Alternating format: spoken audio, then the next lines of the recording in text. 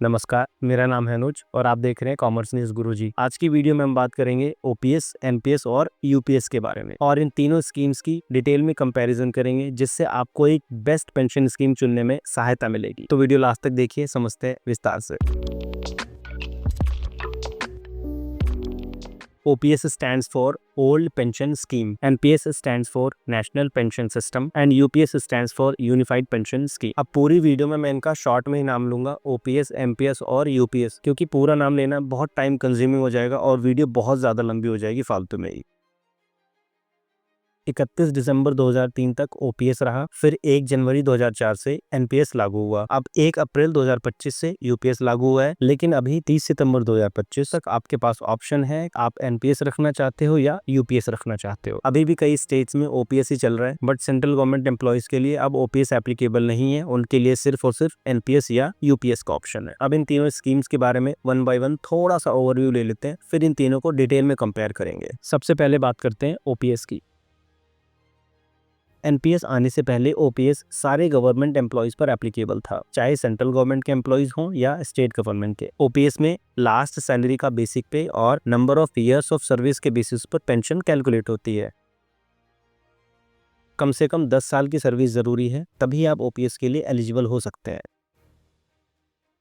Pension fund के लिए employ की सैलरी से कोई डिडक्शन नहीं होती है। पेंशनर यानी कि रिटायर्ड एम्प्लॉय को एक फिक्स्ड अमाउंट पेंशन के रूप में मिलता है, डिपेंडिंग अपॉन कैलकुलेशंस। महंगाई को कवर करने के लिए साल में 2 बार डीए भी मिलता है। पेंशनर की डेथ के बाद उसकी फैमिली को भी पेंशन मिलती है। ओपीएस में पेंशन गारंटीड है, मतलब फॉर्मूला के हिसाब से आप ये कैलकुलेट कर सकते हो कि रिटायरमेंट पर कितनी पेंशन बनेगी। ओपीएस उन लोगों के लिए बेस्ट है जो फाइनेंशियल सिक्योरिटी चाहते हैं और मार्केट रिस्क नहीं चाहते हैं।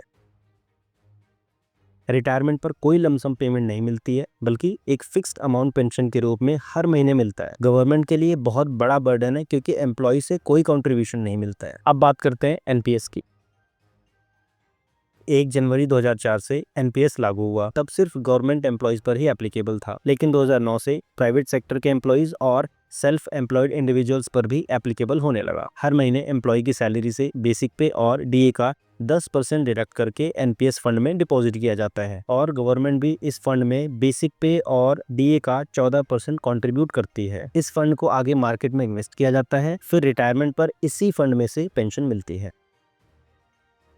गवर्नमेंट और नॉन गवर्नमेंट दोनों टाइप के एम्प्लॉयज पर एनपीएस एप्लीकेबल होता है। एनआरआई और सेल्फ एम्प्लॉयड इंडिविजुअल्स पर भी एनपीएस एप्लीकेबल होता है। क्योंकि ये फंड मार्केट से लिंक्ड है, तो हायर रिटर्न के चांसेस रहते हैं। रिटायरमेंट पर आप इस फंड में जो भी अमाउंट है उसका 60% विड्रॉ कर सकते हैं और इस पे कोई टैक्स भी नहीं लगेगा, और बाकी के 40% का एन्युटी प्लान लेना होता है, जिससे आपको हर महीने एक अमाउंट पेंशन के रूप में मिलता है। आपकी सैलरी से हर महीने जो एनपीएस का अमाउंट डिडक्ट होता है, उसका आप इनकम टैक्स में डिडक्शन भी क्लेम कर सकते हो। आपके साथ साथ गवर्नमेंट भी एनपीएस फंड में कंट्रीब्यूट करती है। आपकी सैलरी से हर महीने एनपीएस का कंट्रीब्यूशन डिडक्ट होगा। क्योंकि एनपीएस मार्केट से लिंक्ड है, तो इसमें पेंशन गारंटीड नहीं होती है, मतलब कोई फॉर्मूला लगा के आप ये नहीं कैलकुलेट कर सकते हो कि रिटायरमेंट पर कितनी पेंशन बनेगी। अब बात करते हैं यूपीएस की। यूपीएस 2025 में इंट्रोड्यूस हुआ और सेंट्रल गवर्नमेंट एम्प्लॉयज को मैंडेटरली 30 सितंबर 2025 तक एनपीएस और यूपीएस में से किसी एक स्कीम को ऑप्ट करना पड़ेगा। अगर किसी ने एनपीएस और यूपीएस में से कोई एक ऑप्ट नहीं किया, तो by default UPS he apply हो जाएगा। फिलहाल ये सेंट्रल गवर्नमेंट एम्प्लॉयज पर ही एप्लीकेबल है, लेकिन आगे चल के इसे स्टेट गवर्नमेंट एम्प्लॉयज पर भी एप्लीकेबल कर दिया जाएगा। यूपीएस जो है वो ओपीएस और एनपीएस का कॉम्बिनेशन है, मतलब यूपीएस का एम है कि एनपीएस जैसा कंट्रीब्यूशन मॉडल यूज करके ओपीएस जैसा गारंटीड पेंशन प्रोवाइड करना। आप ऐसे भी समझ सकते हैं कि एनपीएस में गारंटीड पेंशन नहीं है, तो सरकार ओपीएस जैसा गारंटीड पेंशन देके एनपीएस को यूपीएस से रिप्लेस करना चाहती है। एम्प्लॉय की लास्ट 12 महीने की बेसिक पे का एवरेज करके फिर पेंशन कैलकुलेट होगी। पेंशनर की डेथ के बाद उसकी फैमिली को भी जो पेंशनर ने लास्ट में पेंशन ड्रॉ की होगी, उसका 60% फैमिली पेंशन के रूप में मिलेगी।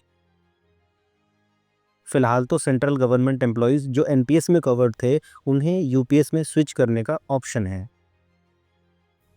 यूपीएस में गारंटीड पेंशन है। यूपीएस में गवर्नमेंट का कंट्रीब्यूशन 18.5% है, जबकि एनपीएस में 14% ही है। यूपीएस में मिनिमम पेंशन का भी क्लॉज है। अगर किसी एम्प्लॉय ने 10 साल या उससे ज्यादा सर्विस की है तो उसे मिनिमम 10,000 की पेंशन तो मिलेगी ही मिलेगी, भले ही कैलकुलेशन के हिसाब से पेंशन 10,000 से कम बन रही हो। हाँ, अगर कैलकुलेशन के हिसाब से 10,000 से ज्यादा पेंशन बन रही है तो ज्यादा मिलेगी।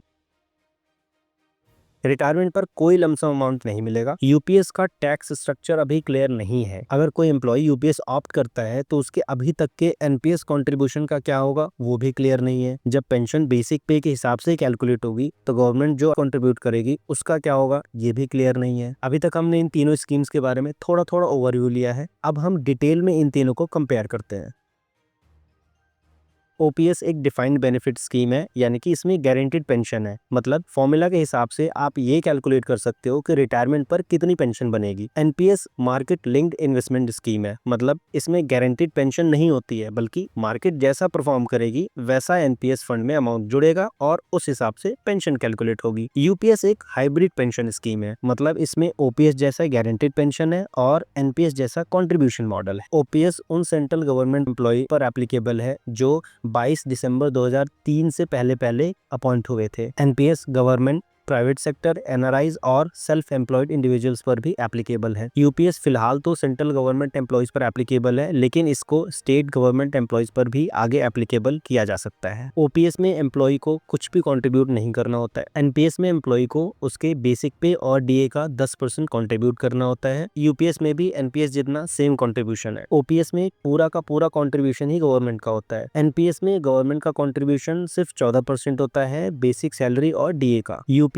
में यही कंट्रीब्यूशन 14% की बजाय 18.5% है, बेसिक सैलरी और डीए का। ओपीएस में रिटायरमेंट के टाइम पर जो लास्ट बेसिक सैलरी होती है उसके हिसाब से पेंशन कैलकुलेट होती है। एनपीएस में ड्यूरिंग द सर्विस हर महीने जो आपका एनपीएस में कंट्रीब्यूशन हुआ उस पर क्या रिटर्न आई और रिटायरमेंट के टाइम पर आपने कौन सा एन्युटी प्लान ऑप्ट किया था, उस बेसिस पर पेंशन कैलकुलेट होती है। यूपीएस में पेंशन कैलकुलेट करने के लिए रिटायरमेंट से जस्ट 12 महीने पहले का बेसिक पे लेंगे, फिर उसका एवरेज करेंगे, फिर उसका 50% करेंगे। ओपीएस में रिटायरमेंट के टाइम पे आपको कोई भी लमसम पेमेंट नहीं मिलती है। एनपीएस में आप रिटायरमेंट के टाइम पे 60% का कॉर्पस विड्रॉ कर सकते हो जो कि टैक्स फ्री होता है, और 40% का आपको एन्युटी प्लान लेना होता है जिसमें से आपकी पेंशन बनती है। यूपीएस में भी आप रिटायरमेंट पर कोई लमसम अमाउंट नहीं विड्रॉ कर सकते हैं। ओपीएस में फैमिली पेंशन मिलती है। एनपीएस में फैमिली पेंशन इस बात पर डिपेंड करता है कि आपने कौन सा एन्युटी प्लान चूज किया है। यूपीएस में पेंशनर ने जो भी लास्ट पेंशन ड्रॉ की थी उसका 60% ही फैमिली पेंशन मिलती है। ओपीएस में 2 बार डीए मिलता है। एनपीएस में कोई डीए की गारंटी नहीं है। यूपीएस में भी डीए मिलेगा। ओपीएस में एम्प्लॉय कुछ भी कंट्रीब्यूट नहीं करता तो उसको कोई टैक्स बेनिफिट भी नहीं मिलता है। एनपीएस में एम्प्लॉय की कंट्रीब्यूशन का 80CCD 1 और 80CCD 1B में डिडक्शन मिलता है और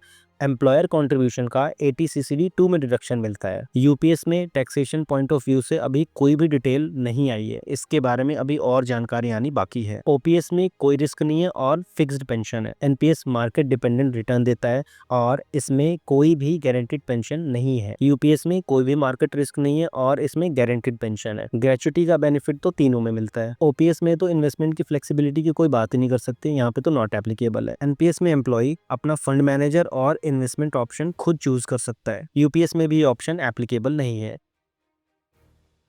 अब बात करते हैं कि कौन सी पेंशन स्कीम आपके लिए बेस्ट होगी, ओपीएस, एनपीएस या यूपीएस। ओपीएस रिटायरमेंट के बाद लाइफ लॉन्ग स्टेबिलिटी देता है, लेकिन अभी सेंट्रल गवर्नमेंट एम्प्लॉयज के लिए तो नहीं, बल्कि सिर्फ कुछ ही स्टेट गवर्नमेंट एम्प्लॉयज के लिए अवेलेबल है। एनपीएस फ्लेक्सिबिलिटी और मार्केट लिंक रिटर्न देता है जो प्राइवेट सेक्टर एम्प्लॉयज और सेल्फ एम्प्लॉयड इंडिविजुअल्स के लिए बहुत सुटेबल है। यूपीएस एक नई स्कीम है जो ओपीएस और एनपीएस का हाइब्रिड है, यानी कि एनपीएस की कंट्रीब्यूशन के साथ ओपीएस वाली गारंटीड पेंशन का बैलेंस है। अभी ये स्कीम नई है, इसके बारे में बहुत सी अपडेट आनी बाकी है। मैं कोई कंक्लूसिव स्टेटमेंट नहीं दे सकता कि आपके लिए कौन सी स्कीम बेस्ट होगी, क्योंकि एक सही पेंशन स्कीम आपके financial goal, job security, employer status और रिस्क एपेटाइट पर डिपेंड करता है। लेकिन अगर मैं अपनी व्यक्तिगत राय दूं तो मुझे अभी तक तो एनपीएस ही अट्रैक्टिव लग रहा है, क्योंकि एनपीएस कंट्रीब्यूशन का आपको इनकम टैक्स में डिडक्शन मिल जाती है। रिटायरमेंट के टाइम पर आप 60% का कॉर्पस विड्रॉ भी कर सकते हो। बाकी के 40% की एन्युटी से आपको पेंशन तो मिलेगी, लेकिन आपने जो ये 60% विड्रॉ किया है इसको आप इंडिपेंडेंटली कहीं भी इन्वेस्ट कर सकते हैं। जैसे सीनियर सिटीजन सेविंग स्कीम में आप आप एक लमसम अमाउंट डिपॉजिट करके पीरियोडिकली इंटरेस्ट अर्न कर सकते हैं। नहीं तो शेयर मार्केट, प्रॉपर्टी, गोल्ड वगैरह कहीं पे भी आप अपने हिसाब से इन्वेस्ट कर सकते हैं। मैंने आपको तीनों स्कीम्स की जानकारी, अच्छाइयाँ बुराइयाँ सब बता दी, तो आप अब अपने हिसाब से कैलकुलेशन करो और अपने लिए बेस्ट पेंशन स्कीम सेलेक्ट करो। आई होप आपको ये वीडियो अच्छी लगी होगी। अब आप इस वीडियो को अपने कलीग, फ्रेंड, फैमिली, रिलेटिव सबके साथ शेयर करो सो दैट वो भी 30 सितंबर 2025 से पहले अपने लिए एक बेस्ट पेंशन स्कीम सिलेक्ट कर सकें। अगर आप इस चैनल पर नए हैं तो प्लीज सब्सक्राइब करना मत भूलना और इस वीडियो को एक लाइक जरूर कर देना। मिलता हूँ आपसे अगली वीडियो में। Thank you. जय हिंद।